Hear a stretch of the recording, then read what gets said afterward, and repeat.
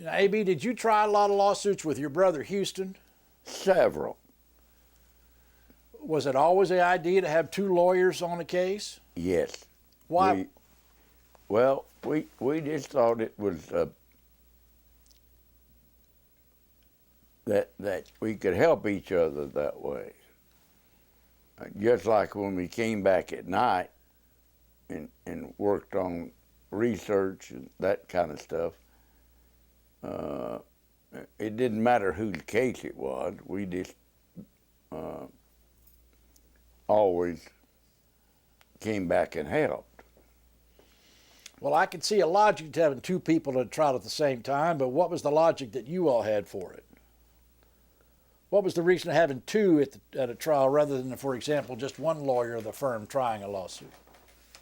Well, for the same reason that the black lady said to the Attorney General, we're going to lose this lawsuit. She was the star witness in the prosecution that the Beecher Witt had. Now, who was Mr. Witt? He was Attorney General. Okay. For this district. And he said, I don't think so. And she said, yeah, we're going to lose it. And he said, why do you say that? And she said, you see over there on the other side, there's two of them. When one of them is up talking, the other one's thinking. And when you're up talking, there ain't nobody thinking. We thought we could properly contribute by having two there where one of them could think while the other was trying it. But the firm never double charged for two lawyers at No. the same time, did it? No, not till way late. So the client wasn't harmed by having two lawyers? No, it was our decision. We thought we could do a better job. Now, continuing on with some of the other things that you've done. At some time you served on the Board of Professional Responsibility for the state. How did that come about? Well, I was a member of the Tennessee Bar's feeble effort to monitor the practice of law. And when the Supreme Court adopted the disciplinary rules and procedures and mechanism for enforcing it, they appointed that board, the first disciplinary board.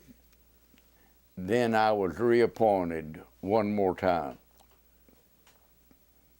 Did you chair it? I was chairman 1 year. Okay. Judge Harbison, Justice Harbison, was the liaison between the board and the Supreme Court. And he met with the board when we were in fiscal matters and hiring people and administrative session, but he never sat with us when we were evaluating cases. They got to worrying on the disciplinary board about the fact that hearing panels weren't deciding the cases within 30 days, as the Supreme Court rule says. And I said, well, Now, was Justice Harbison here when this conversation happened? yes, he was, because he wrote a letter to the judges later. But I said, Judge, there's a statute that says that judges are required to render their opinion on cases taken under advisement within 30 days. And they have paid not one bit of attention to that statute, and I don't think we need to worry about the hearing panel. What happened as the result of that conversation? Well, he sent a directive out to the trial judges.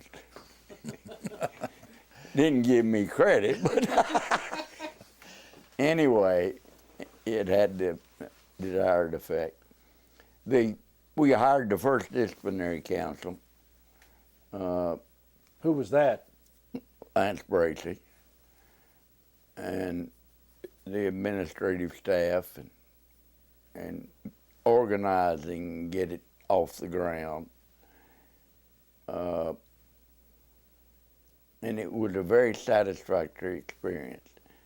While I was chairman, no, let me back up. The council could not open a file and investigate anybody unless he had the permission of the chairman. And I never would give permission to open a file and do an investigation on an anonymous complaint. I didn't think lawyers ought to be burdened answering a complaint that we didn't know who filed, didn't have any idea what witnesses could be had, and so I just wouldn't do it. I don't think they do it very much now. Is it difficult to be involved in the discipline of other attorneys? Was it difficult to be involved in the discipline of other attorneys? Not if they were guilty. Okay. If they steal from their clients or raid the escrow account and were dishonest, I didn't have any problem with disciplining them. And I didn't pay any attention to what politics they were. Of course, half of them, I didn't know what politics they were. I'm sure that some of the committee knew what party they were from and didn't want to do certain things. But I never did let politics enter into any decision I made while I was on the board. You also, after that, had an opportunity to serve on the state nominating committee for the director of the Tennessee Bureau of Investigation. Could you tell us about that? Well, I think that Carl Cola, who was our senator, and Governor Wilder, who was a speaker or Lieutenant Governor. The Senate,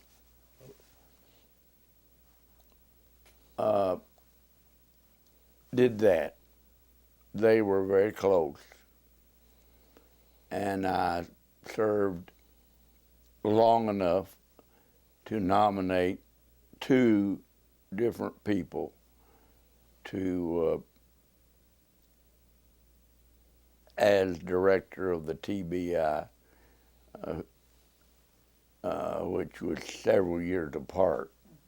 Of course, there wasn't much to do during that.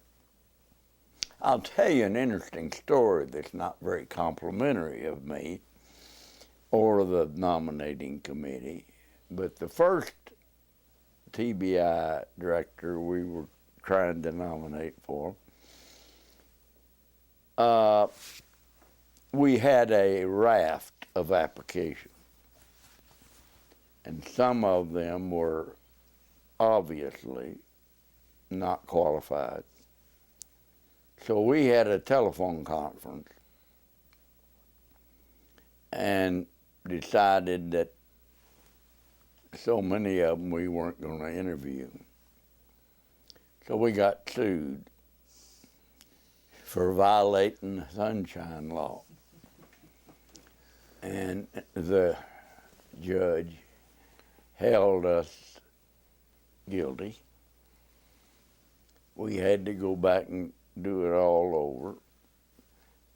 And we had to swear we would abide by the Sunshine Law in the future. And we had to file a report with the judge every year. And our attorneys, or whoever was attorney for us, filed it on our behalf. But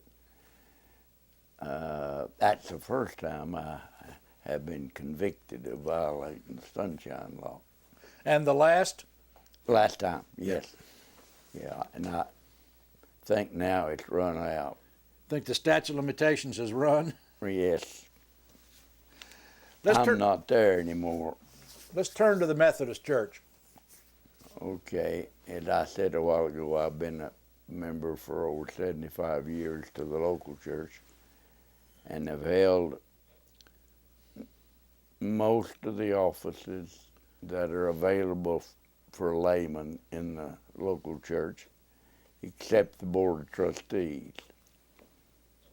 And that has to do with the maintenance and repair of property.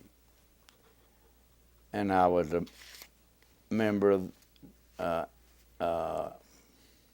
a delegate to the annual conference lay delegate from our church.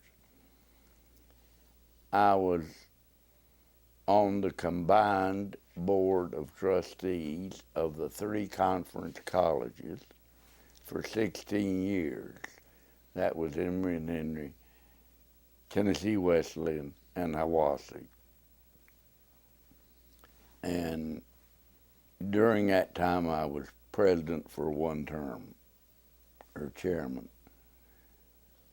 I received a certificate of citation of merit from the Hiwassee and an honorary doctorate degree from Tennessee Wesleyan. Then I served 1 term on the Budget and Finance Committee of the Holston Conference, which is the conference in which our local church is. And now you're retired. Yes. Now you want to know why I retired on the 28th? Well, I know what you told me when you did it. Tell the other folks why you retired 3 days shy of 63 was renewable. I beg your pardon? Our insurance liability coverage ran out on the 28th, and I didn't want to stay and be covered and have to pay a premium that would be in excess or excessive for 3 days. I had you in mind. Thank you. Any future plans for your retirement? Well, we're both on walkers. You mean you and Miss Eula Gray? Yes. She can drive better than I can, and I hate to admit that worse than anything. But she can see better. Her macular degeneration is not near as bad as mine. But we go to an oncologist. Not that word. Ophthalmologist? No. Eye doctor? Retina. Yeah, specialist. ophthalmologist. Okay. And she hadn't gotten many shots. I started mine in Atlanta because I went down for a second opinion and found out it wasn't a dry kind, it was a wet kind, and they were bleeding, so they shot me down there. And I don't feel very comfortable driving. And I haven't had a shot in 3 years, but they don't rejuvenate. It's there, and it doesn't get worse, but it doesn't get any better.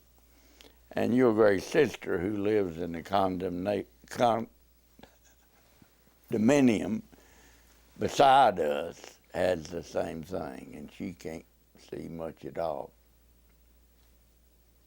But with our limitations, and your Grace got knee problems, that she ought to have had them replaced a long time ago.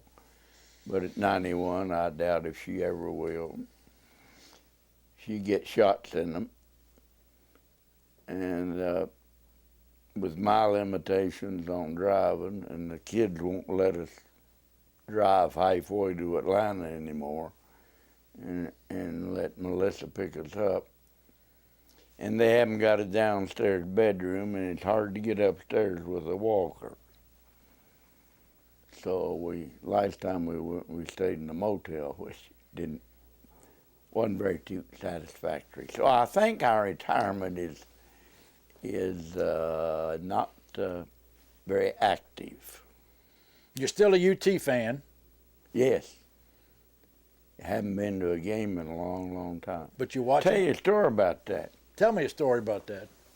When Mose got married, he married Mary Neal, which was in a county on the plateau. And he got married on the day that Tennessee was playing Alabama. And so Dad couldn't go to the ball game. Couldn't So or Houston- couldn't or wouldn't? Huh? Couldn't or wouldn't? No, he couldn't. Okay. He'd have been shot if he hadn't gone to Moses' wedding. Anyway, Houston and I went. And that was 1939. And I believe, if I'm not mistaken, I'm sure I'm not, that was the game that Johnny Butler ran all over the field, and we beat Alabama. He crisscrossed the field time and time again on making his famous run. There was one good thing about Moses' wedding. Well, I guess we ought to point out that Mose did his undergraduate at Maryville College and his law at Michigan, so UT was not necessarily a problem to him, right? No, he didn't. Now, his father always, when Tennessee was playing in Knoxville, he would always find some excuse to go to Knoxville on the train when the real reason was he wanted to go over there to see Tennessee play football. So is UT going to be better this year? Hopefully. What would you like to be remembered for?